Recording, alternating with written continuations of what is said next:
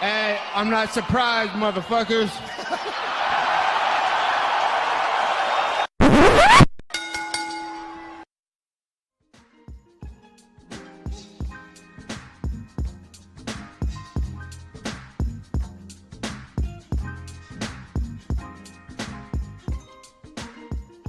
What's up, guys? Welcome to the Courtside Soundoff podcast. I'm Josh Evanoff. He's Angel Ortega.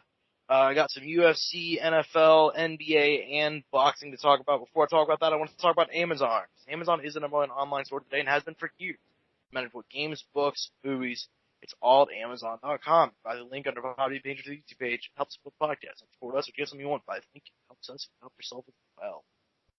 All right, I think that was a good ad read. UFC with Vancouver was last Saturday night from the amazing country of Canada. Justin Gaethje in the main event, top 5 lightweights. Justin Gaethje, Donald Cowboy Cerrone. Gaethje wins via first round knockout. I kind of figured this was going to happen. I thought it was.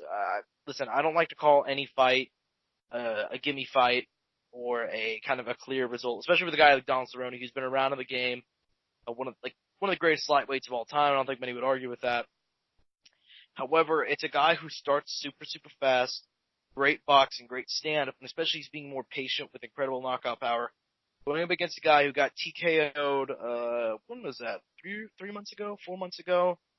And who is a very slow starter himself. Donald Cerrone is a notoriously slow starter. Lost round 1 to Ally Quinta, lost round 1 to Alexander Hernandez, lost round 1 to Tony Ferguson, lost all of the fight to Tony Ferguson. So it was kind of you kind of knew this thing was going to, happen with how fast he goes. So Justin Gaethje went out there, he started blitzing, threw the right hand a couple times, got the first round knockout. Angel, did you see any of the main event or any of the card at all? I saw the whole damn card. I had the pleasure to, at least. For once, I usually don't always get to watch the card in its entirety, but this time I did, which was nice. So I did get to see Cowboy have a very, I wouldn't say I guess it's a pretty sad defeat. You never want to lose in reality, right? I don't know, I didn't see you mention this at all, but do you remember the end of the fight, like, Justin kind of stops and he's like, what the fuck, ref? Like, what are you doing? And then he starts hitting him again, and then the ref's like, oh, okay, that's good enough. It's because he jumped in and then he jumped back, like he wasn't sure what to do, and the ref was like, "What the?" He actually yelled "fuck you" at the ref because I guess he's friends with Cerrone and like he used to train with him. He was like "fuck you," like he was angry. He had to keep on hitting Cerrone. He's like, "What the fuck, man? I don't want to hit my friend any more than I have to." I guess that was the type of deal, but I didn't see you mention it. I saw that was something on Twitter though, like because he kind of like chillaxed for a second, and it was like, "Whoa, what are they doing?" type of deal. But it was funny because he like jumped in and he jumped out, like he said. He was like, "All right," starts beating the shit out of him, and then he jumps, and then he kind of looks over at the ref, and then he stops, and then he kind of keeps going again, and then the ref finally jumps in. It's like, okay, bro, what's the deal here? Yeah, it's the only time I've ever seen because Cowboy went like, "Why'd you stop it? Why you stop it?" And then afterwards he saw in the replay like, "Wait a minute, I was getting my ass kicked." But it's the only time I've ever seen where like somebody was mad about the stoppage, but for opposite reasons. Like they were both pissed off, but Cerrone thought it was stopped too soon, and Gaethje was mad that it was too late. You know what I mean? Yeah, no, for sure. But I thought that was funny because it was like, I just remember him like, what the fuck? He got pissed off at the ref. But yeah, no, I saw that. I mean, we knew the outcome. We predicted that, right? I'm pretty sure. I'm pretty sure we had both said Justin. I still believe this should have been the fight before Tony. I mean, it was still the same outcome in both fights that we believed. I don't think it would have made too much of a difference. But preferably, I would have enjoyed, Cowboy not coming off a loss and fighting Justin. It is what it is. We're here now. Justin won, as expected. Yep. Their rankings move up. He moved up only one spot because, God forbid, we need Conor McGregor still at the number 3 spot. Because, that makes sense. But I guess now we can talk about some of the rest of the card. And I picked out 3 fights to talk about because I thought they were the most interesting that were on the main card. Glover Teixeira defeating Nikita Krylov via split decision. First off, I want to say this fight was extremely close. I still don't know who I thought won. I picked Glover. This is the first fight. This is a true story. I turned to my girlfriend before the fight. I'm like, all right, this one is going to go quick. Because every single one of Krylov's fights, 33 fights before this, they all went to a finish. Not a single fight of his has gone to a decision. Probably the greatest streak I've ever seen in MMA. So naturally, I jinx it, and they go to a decision. Krylov lost. Glover Teixeira is now, like, you can argue he's right there for the title shot, man. Like, you can make a damn good argument, too, because he's won 3 in a row. John doesn't have an opponent, 4 or 5, you know. They have history. It'd be a terrible fight, very lopsided. Glover Teixeira is right on the door of a title shot. Fight I want to talk about the most, though, and one I'm going to get your thoughts on, Angel. Tristan Connolly coming in on, like, 6 days' notice, fighting Michel Pereira. And for you guys who don't know, Pereira is like this guy who's a journeyman, but he's insane. And he fought in Road FC earlier this year, and had like this crazy fight where he was literally flipping off the cage against some fat guy, and the fight went viral.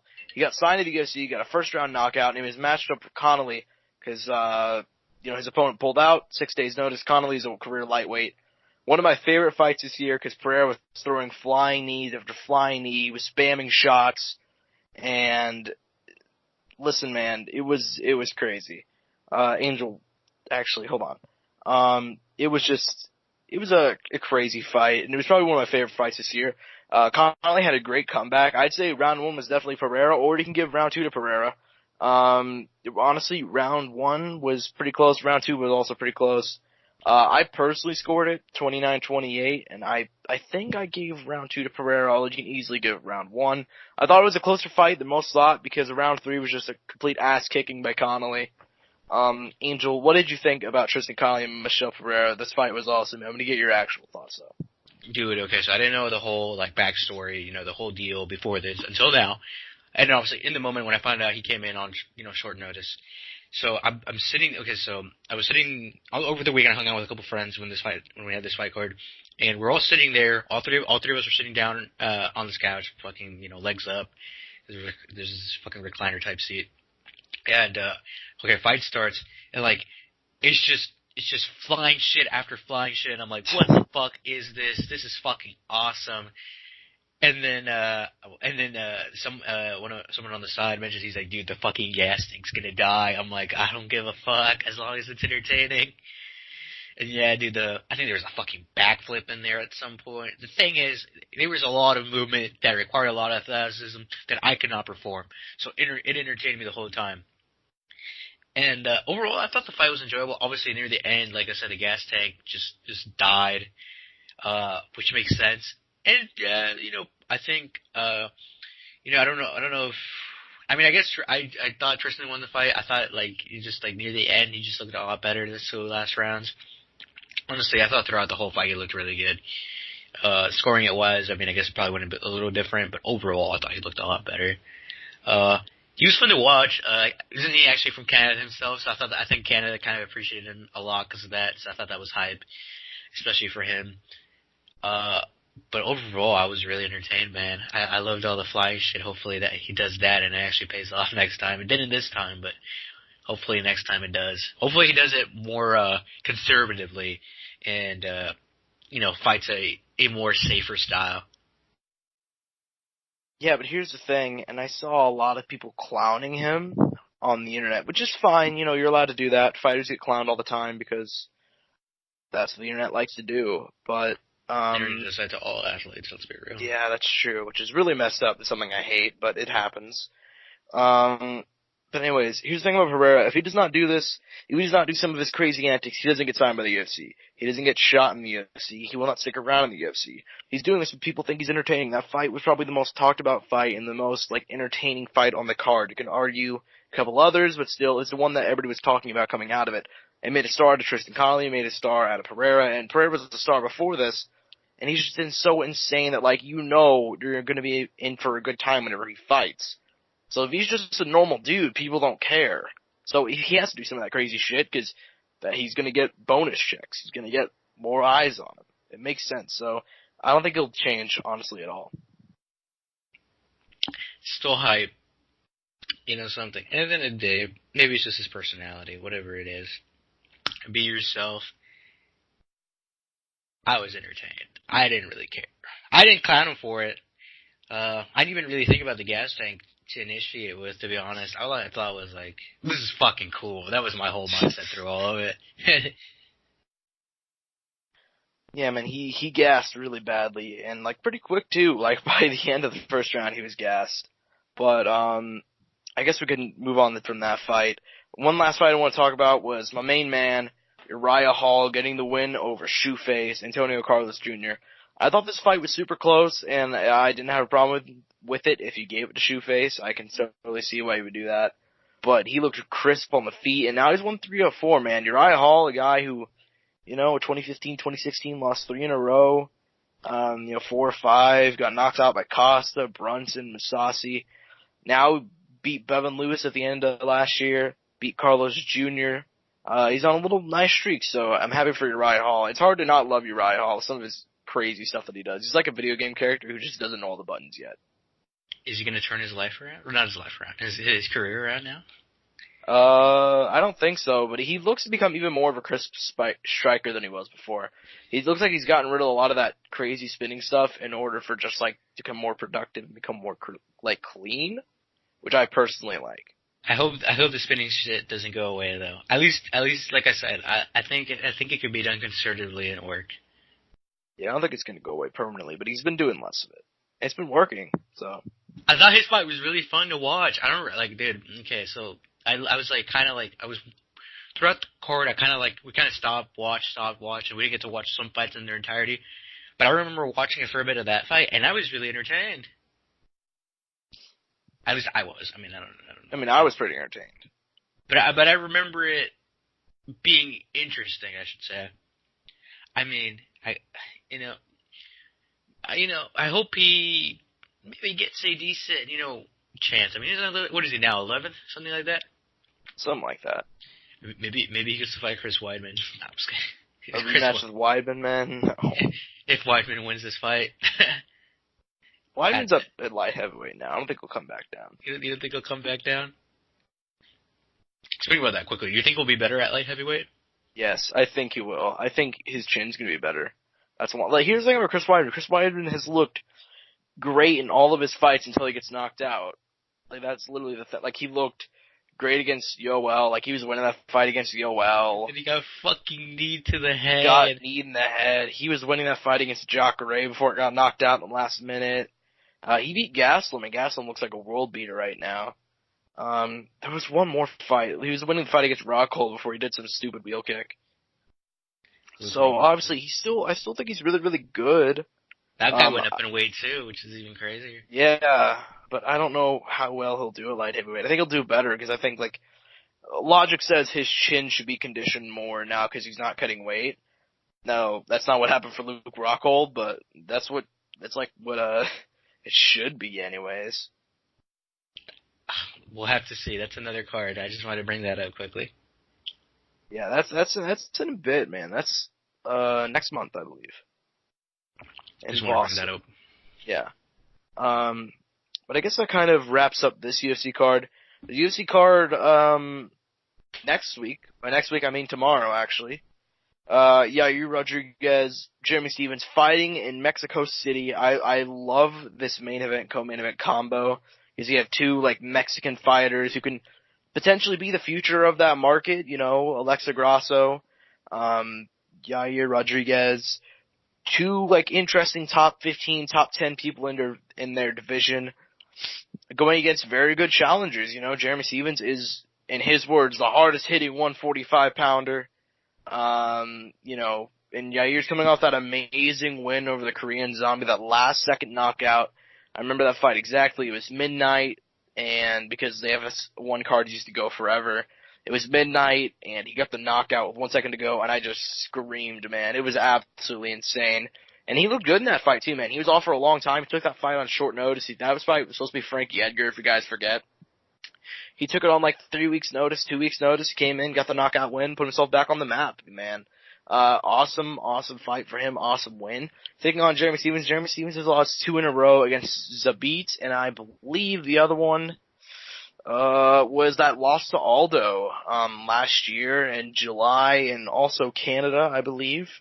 But still, Jeremy Stevens is so good. He has so much power that, like, it's hard to count him out of anything.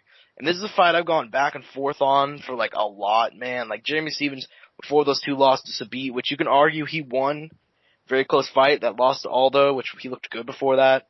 Before that, he beat Josh Emmett, Doo Ho Choi, Gilbert Melendez. He's looked really, really good in the past year or two. Looks like he's hitting his stride. I've gone back and forth a lot, but I think Yair's going to keep the range, and I think he's going to get the win. I think he might be willing to make this a boring fight if he'll just keep the range and do some crazy spinning stuff just for the flash. I think he's going to stay out of the way because he's going to be a lot bigger than Jeremy Stevens. Jeremy Stevens is like 5'7". I want to say Yair is 6 foot. He's going to have the longer reach. He's going to be taller. He's going to use his kicks. He's going to keep him at range. That's what I think is going to happen. Angel, what do you think is going to happen? Dude, it's been a minute since I saw like Jeremy fight. The last time it was against, like you said, Zabit in that Jones card, right? It was Anthony Smith, some shit like that. Yeah, for some reason I can't fully recall the fight. Maybe because it was. I'm pretty sure it probably went. The missing went the full distance, right? It did. Just knowing Zabit and that whole crowd.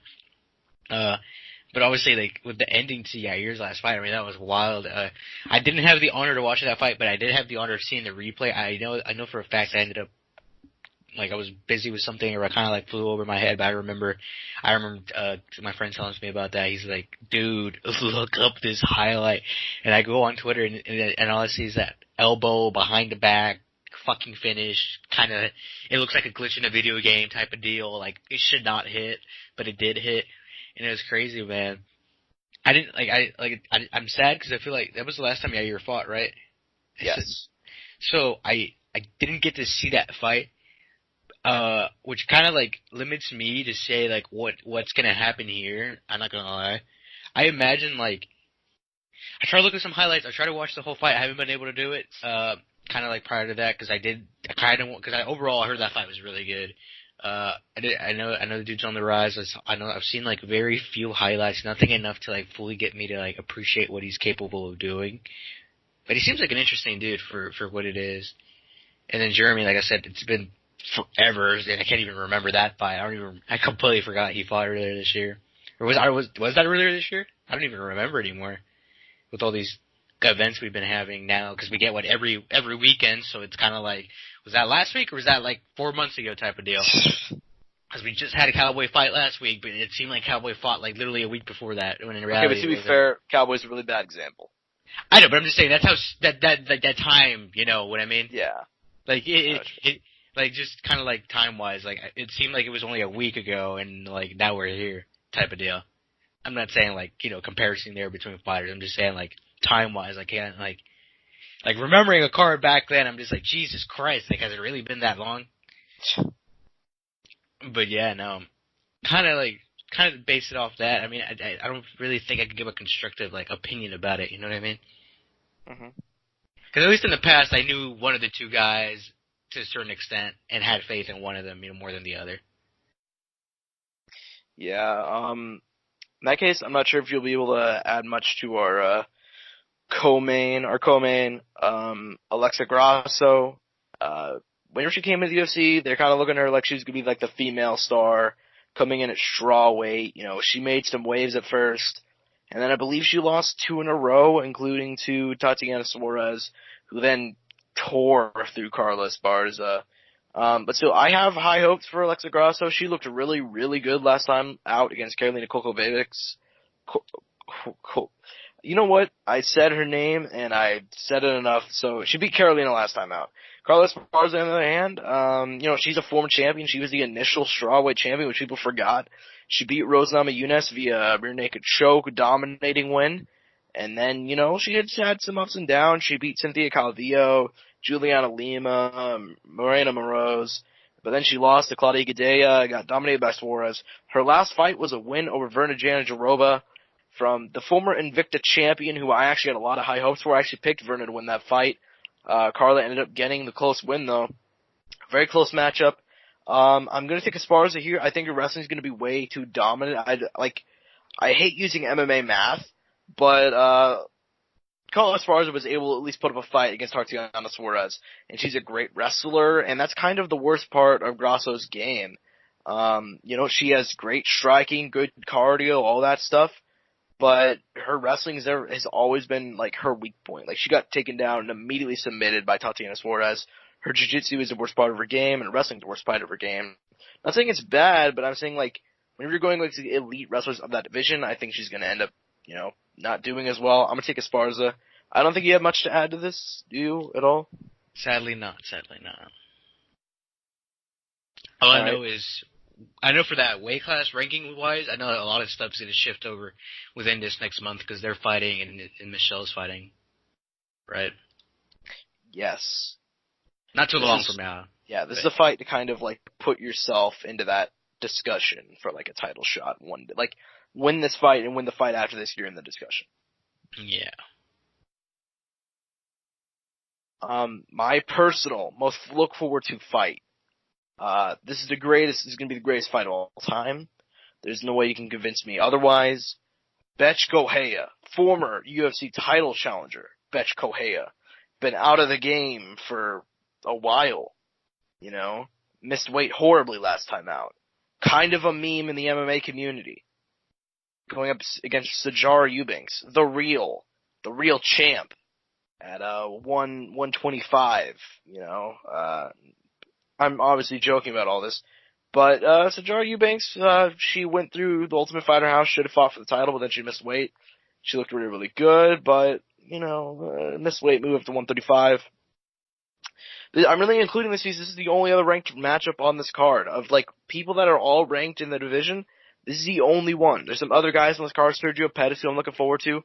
Paul Craig. Brandon Moreno's back. I love Brandon Moreno, awesome Mexican fighter at flyweight, super entertaining guy. But this is the only other ranked matchup on the card, so I'm trying to highlight it. I'm going to take Betch Correia here. I definitely know you have no prediction for this one. No way in hell. I saw her last fight, and I'm pretty sure I've seen most of her fights up until this point, which is kind of sad. I've seen the ups and downs, more down than up, if anything. And now we're here. She's the second fight on the prelim card. Might get cut if she loses. That's pretty heartbreaking. Probably deserving though, right? Yeah. I mean, she's ranked 15 at bantamweight, but bantamweight is like the weakest actual UFC division. I'm not talking women's featherweight or anything, because that's not an actual division. But if we're talking actual divisions, it's the weakest. Hopefully, within the next couple of years that gets better. Yeah, but, I guess now that's all we got for UFC this week. Not that big of an exciting card, but it is still a card that we got to talk about, so, we're gonna move on to the NFL real quick. Antonio Brown, we all know the news. He was accused of, Jesus Christ. What hasn't he been accused of? He played and signed with the Patriots. He dominated, really. He put up, I think he actually only put up 4 for 60 and a touchdown. 4 catches, 60 yards, and a touchdown. I'm sure Angel knows the numbers better than I do. He has them on his fantasy football team. But something along those lines. And then, he got hit with another rape accusation. This one, I saw that was reported to the authorities. There's not much being worked on it right now. There's not much news about it. But it is his second sexual assault slash rape accusation. So he followed that up by, and I just found this out this morning. I woke up to this news. Thank you to the r/NFL subreddit. That's the only reason why I know about this. But, I guess there's something involving like a source that was like talking to ESPN reporters about stuff going on in Antonio Brown. Antonio Brown found out who this is, texted them, said a bunch of mean things to them, brought their kids into it, said some intimidating stuff. And really, the Antonio Brown saga just keeps on getting deeper and deeper. And, like, it's by far the most entertaining thing. Like, listen, man, it's very entertaining. Although the dude seems incredibly mentally unstable. Same. Like, he seems legitimately crazy. Now, that doesn't really matter to a lot of people in the, NFL. You know what I mean? Actually, okay. He sent those texts not to just, like, the source that was reporting to the ESPN. This is the person that accused him of sexual assault. The second one. fuck's sake. That's really bad. The fact that there's a second one to begin with is pretty. I mean, the fact that there's a first one's pretty bad, but you know what I mean. The fact that there's another one now makes it even worse. Yeah, he okay, so he got accused of sexual assault, got accused of rape by his trainer 3 times, and then the second woman, who apparently painted his house, accused him of sexual assault, and then he just texted her, and that's what this is about. So guys, I don't know anything about law. I'm gonna be honest with you guys. I know more than I'm willing to admit. I know a bit about law. Josh, you're a goddamn lawyer in secret. Practically. But if there's one thing that you should not do if you're ever under investigation for anything, is contact that person. Don't ever do it. It's a terrible, nothing good can come out of it. But that's exactly what Antonio Brown did, brought her kids into it, and that's the position we're in now. Jesus Christ. It's pretty bad. No longer a Nike athlete, though, right? Or a Nike spokesperson? He's not. I thought that was like the big thing on Twitter. It was like, officially, Antonio Brown is no longer a Nike spokesperson, which pretty deservingly no longer a Nike spokesperson. I'm sure the brand has no deal with him letting him go. Granted, they have, hundreds of other great athletes. Yeah. Yeah, representing their brand, and more with no ever in their life legal issues probably, or maybe with legal issues that the brand is just not aware of. We'll have to see, though, what continues on. Hopefully next week there's something else with Antonio Brown. Maybe he punches someone on the field. Maybe he dies on the field. Maybe he pulls out a gun in the locker room, Gilbert Arena style. Find out next time on the Courtside Soundoff podcast. I know you just did a great close moving to another topic, but this is just something I want to talk about. So this is basically, I just saw Bill Belichick right now, 20 minutes ago, did his press conference, and 1 week after preaching the Patriot Way, which I'm not sure really what that means besides getting jerked off by sex slaves if you're talking about the owner, but Bill Belichick did his press conference where basically, if you guys want to, I'm going to include some quotes actually. Why not? Let's have some quotes.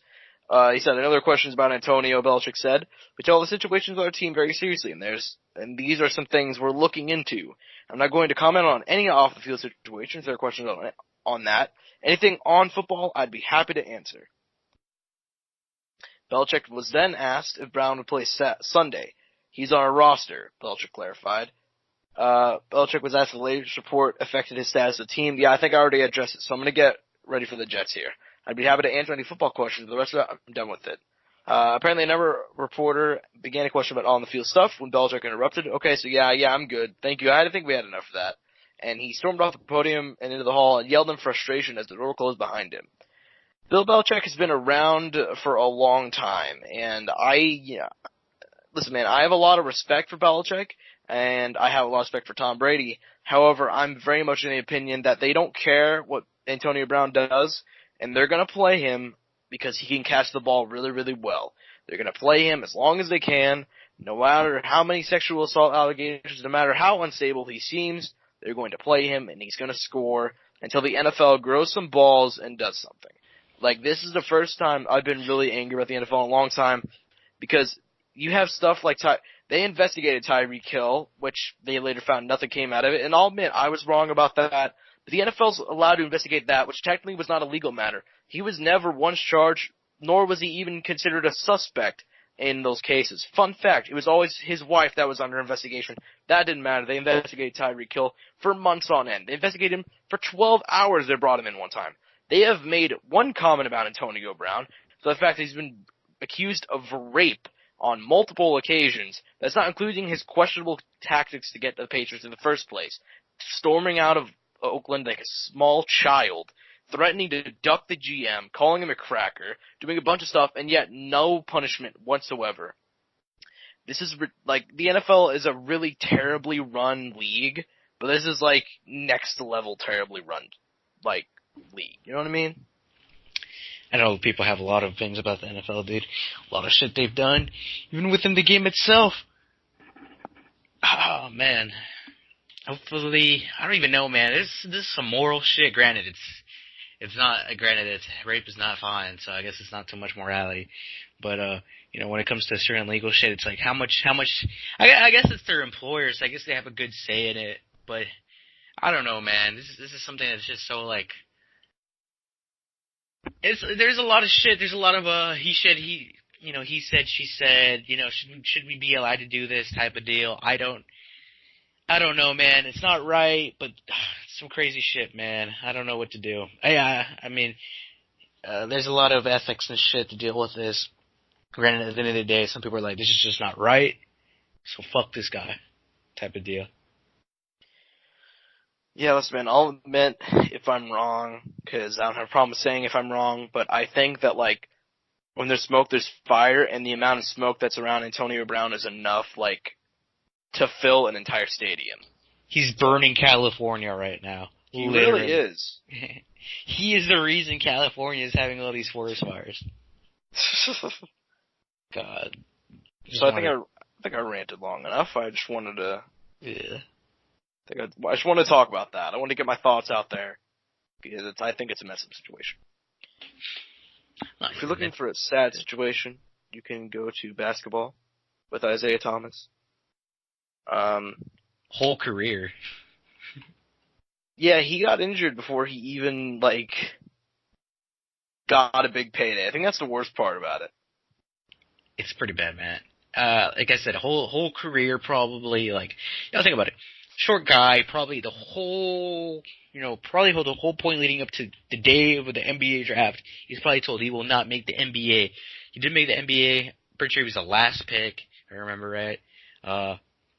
Even before that, kind of like, I imagine his whole high school AAU career was very, like, tough for him, kind of developing into, a young, great player, just cause of his height. I'm guessing all the time they probably told him, you're not going to make it to the NBA, you're not going to make it to the NBA type of deal. And I will, just purely on the basis that he's short, there's never really been a short player who's been very successful in the league. Very few have, had relatively, decent, okay, mediocre, kind of were in the league more as a, oh shit, he's short type of thing. He's probably one of the few who made it into the league and was actually a really good player and was actually an offensive threat compared to some of the other guys who made it into the league who, were near his height or were as short as him or shorter. Up until that point when he finally made it to the league, okay, finally I'm in the league, time to, kind of deal with that. And, found, I'd say throughout his years, pretty good success. Maybe not, he wasn't in the greatest positions, team-wise, all the way through his career. Finally makes it to Boston, has an amazing run with Boston, has an amazing year with Austin. Sister dies, has a great game, doesn't make it to the finals. Injury bug hits, kind of just constantly dealing with that, gets traded for Kyrie.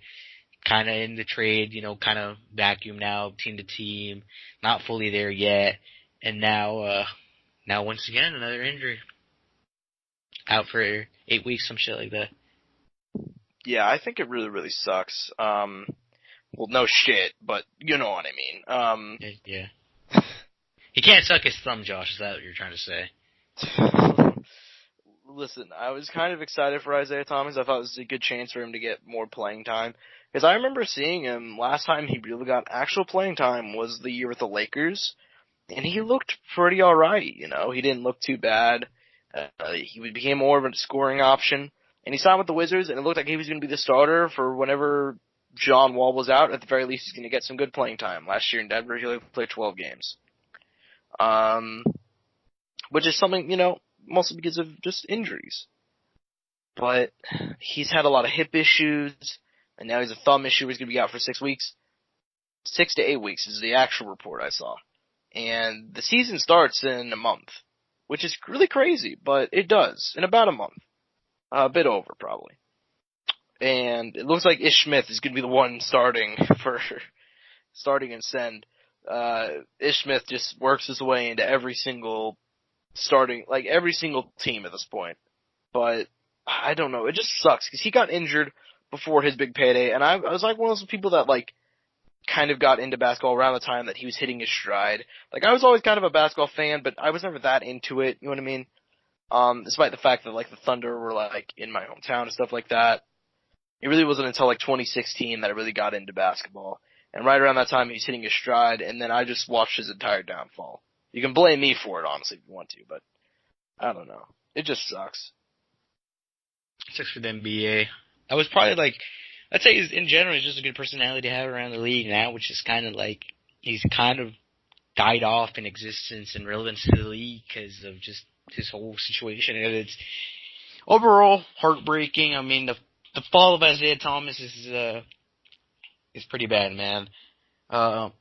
Didn't get to secure the bag before that big injury. It seemed like he was going to, didn't get to, sadly.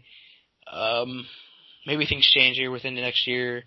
Maybe kind of, if he's, half of what he was, I feel like that's enough for him to find some success, but I think it'll be very hard for him at this point in his career, just because of the height and, he's not old, but he's getting up there in age, and just his whole situation is just shitty, man. I just don't think there's too much for him anymore, at this point. Hopefully he'll stay in the league for a while, play on decent teams to give him decent playing time, and like I said, maybe he gets a little bit closer to what he was before, but I don't think we'll get that Isaiah Thomas again, sadly.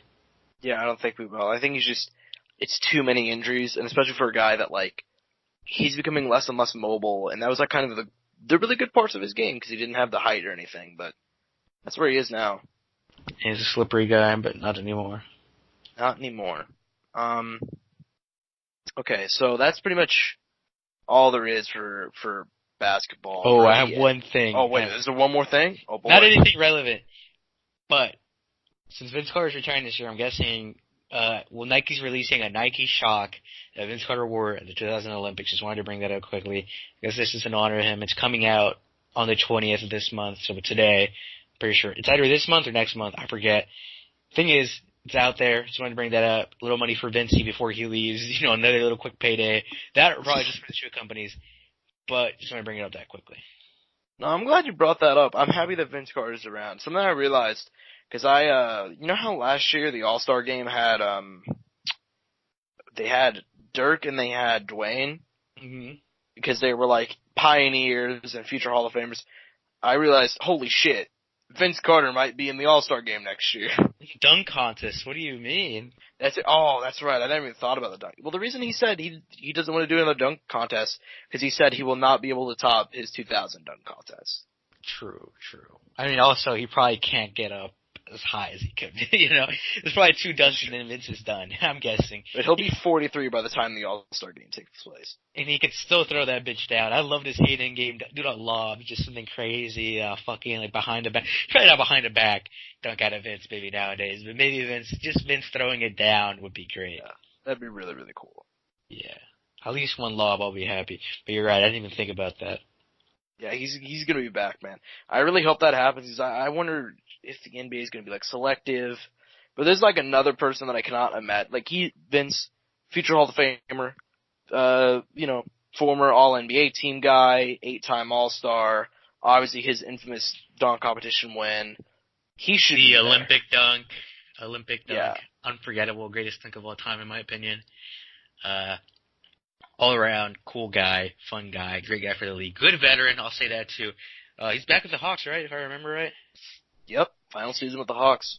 That's awesome, man. I'm happy he's there. I think if any team deserves a good veteran, it's them. Especially kind of through all the stuff that team's kind of been with through the years, kind of going at it, and finally kind of building a good young core and, having a good veteran there. So I'm happy for that team. Yeah. I think that, like, they're a team also that could, like, I would not be surprised if they made the playoffs, and I would love to see Vince in the playoffs. I mean, it's the East. So yeah, I mean, in the East, I think you could feel that anything's possible. In the yeah. East. If they progress the way they should, I would not be surprised. I think they're better than the Magic. Yeah, to a certain extent. Probably, I'd say the Magic probably have better players. Probably future-wise, they're probably in a better position. They have DJ Augustine, so just with that. Sure, the GOAT. Moving on to some more news, what else do we have, Joshy boy? Okay, let's get into this before we get into the final news. Last week, Tyson Fury, defending his lineal Heavyweight Championship. Some people don't care about the Lineal Championship because technically it's not a real title. I Lineal love it heavyweight champion of the world. yeah, well, here's the thing. I love tracking the belt history. I love lineal stuff. So technically, yes, he is the lineal heavyweight champion. And so people are like, it's not a real belt. I think it's still very important. Taking on... Well, the diamond, WBF, silver WBF belt, Josh, and the Mayan belt, and... Oh, well, technically, he defended the WBO Intercontinental Heavyweight title. Oh my god. Technically speaking, he defended it. All these fucking little... Dude, it's crazy because it's like, people don't know this, but, they just... Okay, so they know there's WBC, IBO, all that, right? And it's like... But then there's also... Diamond WBC belt, and then there's all these others. It's like no one gives a shit. You remember the Floyd Conor fight had the WBO money belt? Oh my god! Did you know about that? Oh, I did. Oh, dude, you should go back and rewatch some of that stuff because I remember I watched the weigh-ins for that. I'm like, why the hell are they holding the title back there, bro? What the, like? And then I looked it up. The WBO paid money to have like their title used as like a prop for that. Oh my god. But yeah, no, there's all these other little titles below that no one gives a shit about. Silver, light featherweight, WBC, WBF, whatever, right? But yeah, just wanted to make that quick comment. I have my opinions about all those little belts. Yeah, but anyways, he defended the WBO Intercontinental WWE Championship Heavyweight of the World.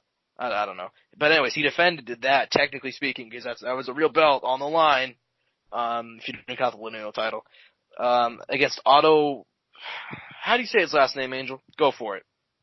I heard Volin. Alright, Otto Volin. Uh-huh. Just want to make sure I'm getting it right. Anyways, he opened up, anyways, he defeated him, unanimous decision, 118, 117, 11, and 116, 112. Those are the scorecards. I was in agreement with the 116, 112 scorecard. I thought it was a good performance. He looked really good early, and then the middle rounds, Tyson started putting it on. Late rounds put it on. 12th round, nearly finished. Otto Volin almost got the finish. Very shocking. Poured it on. If he had more of a gas tank, he probably would have. Maybe a little bit more punching power too, I'd say. Yeah. But listen. Here's the most important thing about that fight. In the third round, a giant left hand opened up a super big cut above Fury's right eye, and a ringside doctor examined the cut in the sixth, and Fury was like, they actually didn't even give him the test. They did not give him the eye test that they give to other fighters whenever they're whenever they're talking. We saw it in the UFC this past weekend. Todd Duffy got an eye test or whatever to see if he could see, and he said he couldn't see. They failed him. Tyson Fury did not get that test, and apparently he said in his corner in between rounds that he can't see. And he said after the fight, I couldn't see. And in the 12th, there was another big cut that opened right on his eyelid or something, or not his eyelid, but something really, really big opened up, and that was a giant part as well. And listen, man, that cut played a big role. And a lot of people Tyson Fury didn't look impressive. I think that cut, as well as Volin being really not dirty, but he was fighting gritty, or he was fighting aggressive. He made that into a fight. That was not a boxing match. And I think that's a big reason why he did really, really well. I'm not gonna rant about this, but I do think if that is Otto Volin who has that cut, I think that fight gets stopped. It didn't, because Tyson Fury is the big man. They sold out that. They didn't sell out the arena. I was almost said they sold out that arena for him. It was T-Mobile Arena. I'm not sure if you guys saw pictures. It's surprising it didn't get any traction, but they put T-Mobile Arena on for that fight, and apparently I saw pictures, and that thing was pretty damn empty. But the way they lit the arena, it looked like you couldn't really tell, and the crowd was pretty good, so you couldn't really tell. But anyways, Angel, I want to get your opinion on this fight. What did you score it? What did you think about Otto Volin? Stuff like that. Oh, dude, I thought this fight was probably scored fair for the most part. I wasn't okay. So when you asked me to give a round, I didn't really want to. I was gonna say it had to be decision win by Tyson, And it did end up being that. But he told me what rounds. I just threw a round out there. I was like 4 or 5, maybe, if it does happen. But it didn't go down like that. Dude, but it was crazy though, cause, fight starts, it's very slow, very different pace, just kind of, all around, just different feels from the Tom fight. Volin's actually backing, Tyson up. Tyson's not, like, being crazy defensive on the ropes. Like, that's something I noticed. He wasn't, like, bopping a lot, ducking a lot on the ropes, which was very weird to me, cause he did that to clown Tom last time, and I was surprised he just didn't do it seriously this time against Volin, cause he was getting backed up a lot. He was definitely on the back pedal a lot, which was weird to me. And then for that, first couple rounds, Otto looked kind of, actually pretty decent. He had Tyson on back pedal. He wasn't necessarily lighting him up. He wasn't destroying him, but he just had Tyson backing up a lot, and not like maybe winning on maybe some judges' scorecards. To say it like that. And then once the cut happened, it starts getting pretty bad, and all of a sudden, like, I forget what round it is. It might be like somewhere between 4 and 6, like the Doc comes in, checks on it, and dude, after that, Tyson's like, fuck this shit, we need to finish this shit now, and it's a completely different fighter, dude, night and day, starts looking for that finish, dude. Like, it's crazy, dude, because as soon as the doctor checks him, bam, like, something clicked in him, he's like, I can't be fucking around anymore, and he starts going at him way differently, dude, it was a different fight after that. Just started lighting the man up. Otto stayed in it though. I was afraid Otto was going to finish at some point, but Otto stayed in that fight the entire time, man. Maybe he wasn't, defending himself the greatest. Maybe he wasn't doing much to fight back. But then that final round came, dude, and then Otto just laid a couple good punches, and I was like, maybe there's a chance here for Otto. Definitely showed a lot of heart, man. I know there's a lot of people who don't like giving any moral victories, but to me, for being a complete unknown in a way, not finding anybody relevant on your resume, having that you at least heard Tyson under your belt, and taking it to his decision is something very important to him, and I know that means a lot to him, especially since his father passed away earlier this year, and he had a lot of family fly out just to support him. Something like 20 to 35 family members came out just to support him. I thought that was awesome. Heartbreaking defeat, but I'm sure he'll be able to bounce back, maybe get some more names under his belt, and definitely improve. He showed that there's something there. I'm sure he'll take it back to the lab and improve. I'm sure his coach have a lot to say there. Definitely nothing to be sad about here, because there's a lot of people who haven't done what he's done ever against Tyson, so I'm sure he has something to at least take back. I'm pretty sure Floyd said this, but any great fighter can bounce back from a loss. Floyd has never lost. But well, yeah. But I'll stick to that. I'm sure that's very true. I mean, Andy's a great example there. Lost to Joseph Parker, arguably, but still has a loss under his belt. Had a great bounce back. Granted, different ranking, different story, but still a loss. And I think Otto has something to prove, man. Hopefully, he gets another relevant fighter, someone at least in that top 50 range, top 40 range. Somebody in that who can help him boost him up and help him improve. And hopefully, he takes this as a good learning lesson, because I was impressed by Otto. I thought he was fun to watch. Maybe lacks a couple superstar qualities. Maybe some other things that put him ahead, but, he had a very tough opponent, probably the, boxing wise guy who will outbox you, that's probably the toughest competition he had, and he certainly did a great job against him. Yeah, I think you said it like anything really better than I could, honestly. I think there's no such thing as moral victories, but I think the fact that he looked really good against a top 3 heavyweight, is awesome. I don't think, I think this is a really good, one of those things, he rose to the occasion this night. He's probably going to get, really good paydays out of this, you know what I mean? He's elevated himself in that conversation. Which obviously, I'm sure he wants to be a world champion, not just get a good payday, but that's something that, there's a positive for that, But yeah, I think he said it, way better than I could. He did really, really well against a top guy. And that's really all you can honestly ask for. Whenever you're that type, besides the win, obviously, but it looked damn good. And some people weren't happy with the way he fought. I guess he supposedly raked the eyes or something along those lines. In one of the later rounds, he was he grabbed the cut or something. You hit the cut. Which listen, man, when you're in that position and Tyson's been talking shit to you the whole time, You're a 30-1 underdog. You're gonna do whatever you can, to try and get that victory, even if it comes by the kind of dirty means. That's just the way fighting is, man. And it was a really gutsy fight, and I'm happy for him. Big facts. Big facts. Dude, the thing is, Tyson's gonna have to get fucking, what's it called? Plastic surgery on that bitch. He really will. He's gonna have to actually get plastic surgery. They're not gonna be able to stitch it up like that. So that, there's some talks about potentially delaying the fight, you know. Some people are like, no, against Wilder, cause, you know, that's 100% set for next year, right? Whatever the deal is there. Hey man, I mean, I feel like if they want to, they should be able to delay it.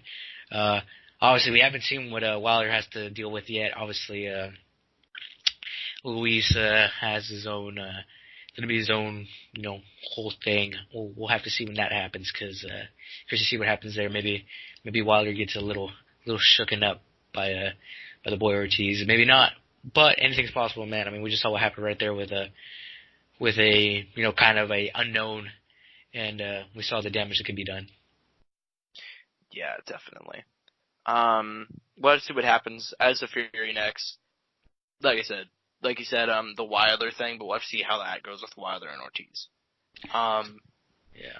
Obviously, that rematch taking place in November.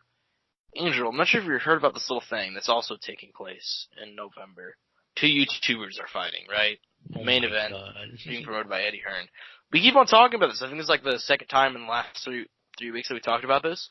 But there's big news on this one. A couple of minutes ago, before we started the podcast, Billy Joe Saunders confirmed for the card. Billy Joe Saunders, obviously one of the greatest in his weight class. Very high, like, about as high level as you can get, world champion guy. And we don't know his opponent yet, but, you know, it won't matter. No, it won't really matter. I think they're going to give him, like, a showcase, just, like, somebody that, like, he could, you know, decently, obviously get the win over. You know, I believe he's the WBO middleweight champ. Something like that. He has a title. He does have a title. I believe it's WBO. And he's going to fight on the undercard. And I believe this kind of opens the question of, is it just me? Like, okay, I was completely on board with having boxers on the undercard. But I think now that we're getting to World Championship boxing, it's getting, like, I was at first on board with this. But thinking about it a bit more, I'm not sure if I like this move. If you're going to have, like, a world champion on the undercard. And there's reasons for that. And my reason is honestly just because, like, Billy Joe Saunders is a world-class guy. And he's fighting under 2 YouTubers. And that's just something, like, he's not a world class, he's a world champion. He's fighting under 2 YouTubers. That's just something, like, it's not good. Like, it's not bad, but it's not good. You should not be having a guy of his caliber fighting under 2 YouTubers. And I understand why, because it makes a lot of sense. You're going to do a lot of eyeballs on him. But it kind of comes into the question of, like, this is not going to be a boxing event. This is supposed to be a YouTube event. That's what the first one was. They had a lot of YouTubers on the undercard, and that made a lot of sense. If they're going to have boxers, that makes sense to me too. But you need to have guys like Ryan Garcia, the young prospects on the card, on like the undercard. That makes a lot of sense. Billy Joe Saunders is world class.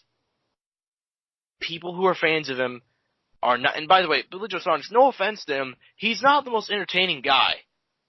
This is not an insult. I love Billy Joe Saunders. I think he's a great boxer. I watch him anytime he's competing. I love to watch him. Great. World-class guy. Undefeated. He's not the most entertaining guy. He has more decision wins than knockouts. And obviously I'm not saying you should load it up with knockout artists, but at a certain point you have to think, who's going to appeal to the fans that are going to be watching this? Because boxing fans are not going to be watching this. It's going to be YouTube fans. Fans of Logan Paul and KSI. You'd have fun guys on there, guys who are definitely going to get the knockout, and that's not what I think Billy Joe Saunders is going to do. And just, it looks bad for Billy Joe Saunders because he's fighting on the undercard of 2 YouTubers. Anytime anyone wants to shit talk him, that's all I have to mention. No, yeah, dude, it's crazy. I mean, it's official. I think a lot of it's going to depend on the opponent, because, I mean, I'm not saying this will happen, but all I'm saying is if they give him another person who has another title, like let's say Anthony Durrell, you know, Chris Eubanks, a Caleb Plant, a Callum Smith, you know, type of person, I feel like that's gonna be like oh, okay, this is a main event, not a co-main. But I think if they don't give anybody like that, or maybe not even them, but maybe someone else who's a contender, who's in the top, 5, who's building themselves up a little bit, and probably chasing that title shot and hasn't gotten it yet. It probably look a little maybe not so good. But I think Logan came out and he said, "Oh, dude, we totally did not deserve to be ahead of this man." I think he said that himself. I think I listened to a podcast and he made that comment of like, "Yeah, man, no, this man's a world champ and I'm just a YouTuber and I totally don't deserve to be ahead of him." And they feel that way.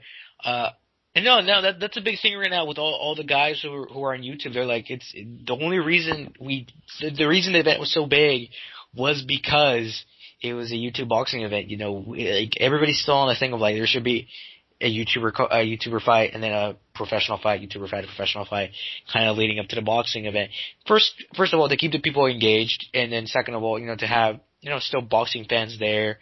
Maybe they'll recognize some of these guys. Maybe some of them won't. I don't know how much crossover there is or there isn't between the fans. Probably not as much as we would want to be.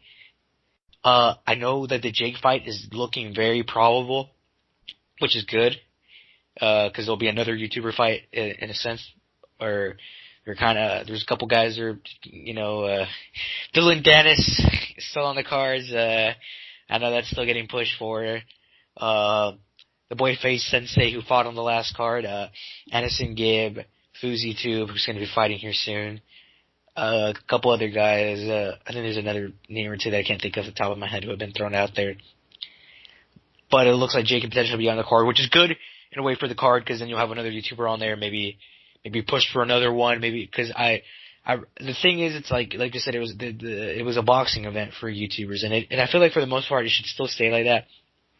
Like a lot of people are saying, I think the move should have been a YouTuber match, professional match, a YouTuber match, a professional match.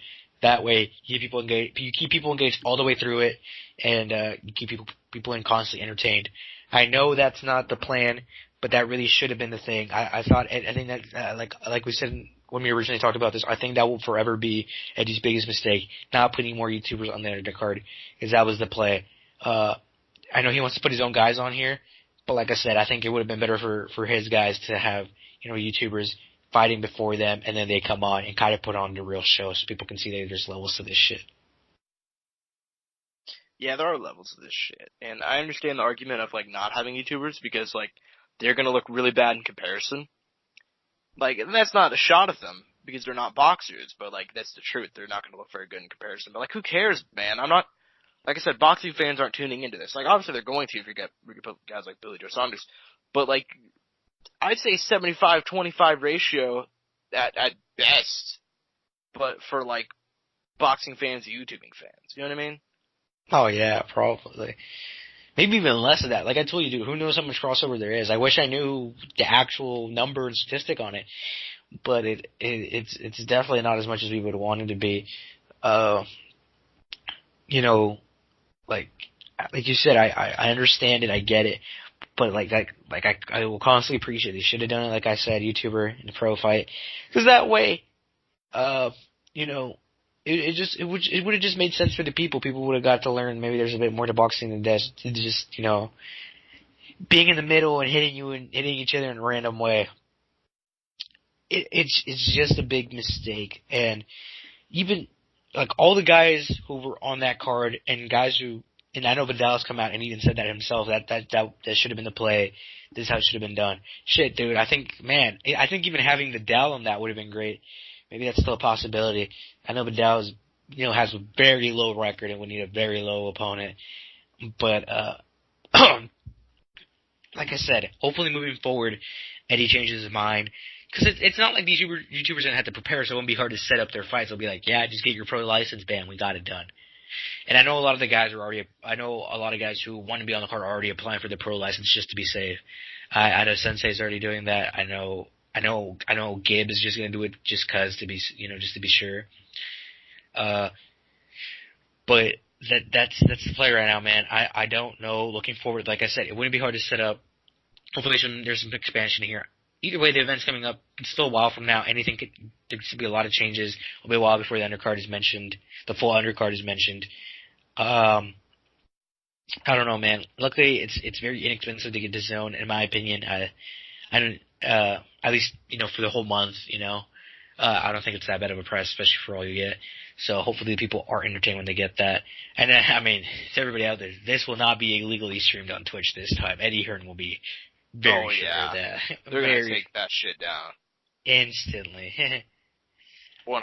That's not going to fly this time. And all people are going to be like, oh, it's on pay-per-view, I'm just going to stream it on Twitch again. Like, that's not going to happen this time. I'm sure there's going to be something that's going to pop up. They're going to go down quick. Yeah, it'll probably last for a little while, if that. And then, especially for the main event, that shit's not going to fly. But yeah, for that, I mean, there's not much to say besides that, man. I mean, we got Billy Joe officially, announced. We just got to find out who the opponent is. I imagine it won't be anybody crazy important in that weight class or, near that weight class. Everyone, I imagine. I'm not 100% sure, obviously, but that's my prediction. Yeah, I'd say that's pretty on the money in that prediction. I'm very excited, though. I'm pretty excited too, man. I'm really looking forward to this. Like I said, for the month of November, possibly December, I'm going to get a DAZN membership. It's pretty cheap, and it's definitely worth it.